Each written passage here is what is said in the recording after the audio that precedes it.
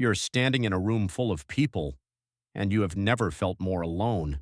The music is loud, the laughter is everywhere. You nod at the right moments and laugh half a second after everyone else, holding a drink you're not really drinking.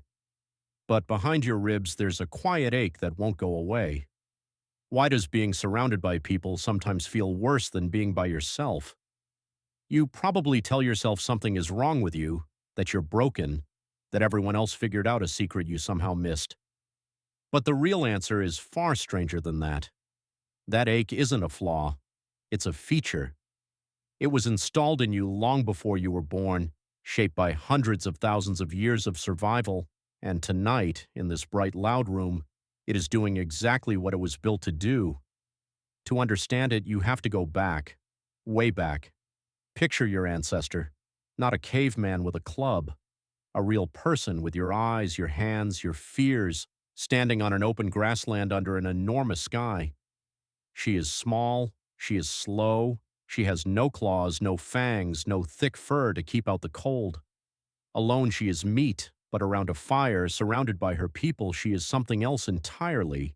She is warm, she is fed, she is part of something that can survive the night. For your ancestors, connection was not a luxury. It was the line between living and dying. A person cast out of the group didn't simply feel lonely. They died of cold, of hunger, of the things in the dark that hunt the ones who wander off alone. So evolution did something clever. It made being alone hurt. This is the life's work of a scientist named John Cacioppo. For decades at the University of Chicago, he studied loneliness the way other people study a disease, and he uncovered something that quietly changes everything. Loneliness is not the absence of people, it is a biological alarm. Think about thirst for a moment. Thirst is not a problem. Thirst is a signal, your body telling you to find water before you run dry. Hunger works the same way. It is an alarm that says, eat and eat soon. Cacioppo argued that loneliness is exactly this kind of alarm, a warning light on the dashboard of your body. It does not say you are by yourself. It says you are in danger, get back to the group. So why on earth does that alarm go off in a crowded room? Here is the strange part. Your loneliness alarm was never counting how many people stand nearby. It was measuring something else entirely. It was measuring whether you feel seen.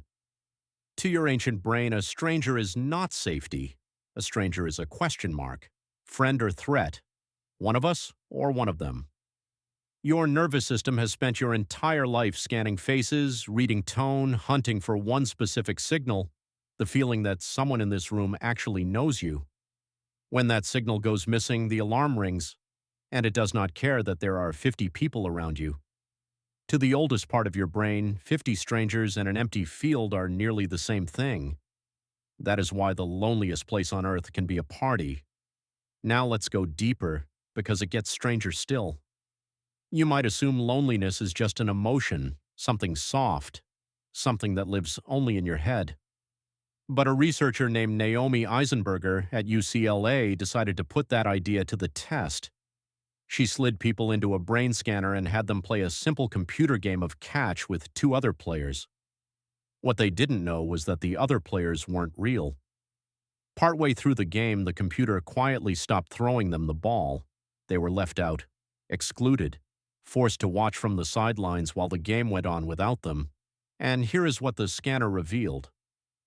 When those people were rejected, the brain lit up in the very same region that processes physical pain, the exact same place. The part of your brain that screams when you break a bone is the part that aches when you are left out. Read that again. To your brain, social rejection and a physical injury are very nearly the same event. This is not a figure of speech. When you say a breakup hurt or that being ignored stung, you are not being poetic. You are describing real activity in real tissue. Evolution never bothered to build a separate system for emotional pain. It simply took the one you already had for cuts and burns and wired loneliness straight into it. Why would it do something so cruel? Because pain works. Pain is the most powerful teacher your body owns. If touching fire didn't hurt, you would burn to death. And if being cast out of the group didn't hurt, Your ancestors would have drifted off alone and never come back. The pain kept them close. The pain kept them alive. And you are descended from the ones who felt that pain the most. The cheerful, independent loners who didn't mind being left out.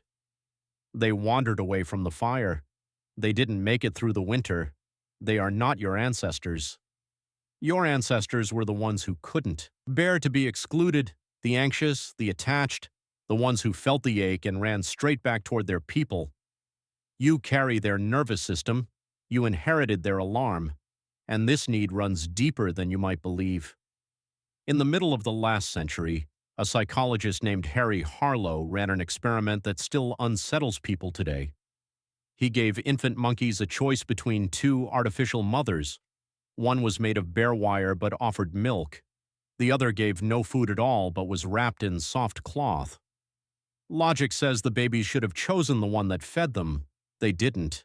They clung to the soft one almost around the clock, and they fled to it whenever they were frightened. Comfort beat calories. Closeness beat food. Harlow had shown something the textbooks of his day refused to admit, that the need to be held, to feel another body near, is not a want stacked on top of survival. It is survival, written into us from the very first days of life. But the ache doesn't stay in your mind. Cacioppo found that loneliness reaches deep into the body itself. In people who feel chronically disconnected, the stress hormone cortisol climbs. Sleep grows shallow and broken, the way it might if you were sleeping alone and exposed, with no one to keep watch. Low-grade inflammation rises as though the body is bracing for a wound. Your biology starts preparing for a world where you have to face every threat alone, because for most of human history, being alone meant exactly that. Your body is not overreacting. It is running an ancient program faithfully in a world that program was never written for. And that mismatch is where the modern world plays its cruelest trick on you. For almost all of human history, your tribe was small. Robin Dunbar, an anthropologist at Oxford, found a number hidden inside human relationships, around 150. That is roughly the maximum number of stable, meaningful relationships a human brain is built to hold. The size of an ancient band, the size of a village, the size of the world your ancestors actually lived in, and inside that world, you were known, completely. The people around you had watched you grow up. They knew your parents, your moods, your whole story. To stand in a room was to stand among people who had seen you your entire life. Now look at your own life. You scroll past hundreds of faces before breakfast. You live in cities of millions. You stand in a room of 50 people and you may not be truly known by a single one of them. Your brain, built for a village of familiar faces, is drowning in an ocean of strangers. The numbers went up, the connection went down. You have more contacts than any human who has ever lived, and your alarm is ringing louder than it ever has, because your brain was never asking, how many people can I see? It was always asking, how many people see me? And so we arrive at the part almost nobody wants to hear. A researcher named Julianne Holt-Lunstad gathered the data from hundreds of thousands of people across dozens of separate studies, and what she found should stop you cold. Chronic loneliness isn't merely unpleasant. It raises your risk of early death by an amount comparable to smoking. By some measures, it is more dangerous than obesity. Your body is not exaggerating when it aches in that crowded room. It is telling you the truth. To the system that keeps you alive, disconnection is a genuine threat to your survival. The alarm is not broken. The alarm is right. So what are you supposed to do with all of this? Here is the quiet, counterintuitive twist. The cure for the loneliness in the crowd was never more people. It was never a bigger party, a longer contact list, a louder room. Cacioppo found, in study after study, that lonely people are not lonely because they lack company. They are lonely because they lack closeness. One person who truly knows you can silence an alarm that 1,000 strangers only make louder. And there is a trap hidden inside the alarm itself. When you feel that ache, your ancient brain does something peculiar. It makes you suspicious. It puts you on guard. It reads neutral faces as cold and ordinary silences as rejection, because to a lonely brain, the world has quietly turned into a dangerous place. So you pull back, you go quiet, you decide that nobody here wants you, and you protect yourself by disappearing. The alarm that was meant to push you toward people ends up pushing you away from them. Have you ever done that? Gone silent in a room, certain you weren't wanted, when the truth was that no one had any idea you felt that way at all?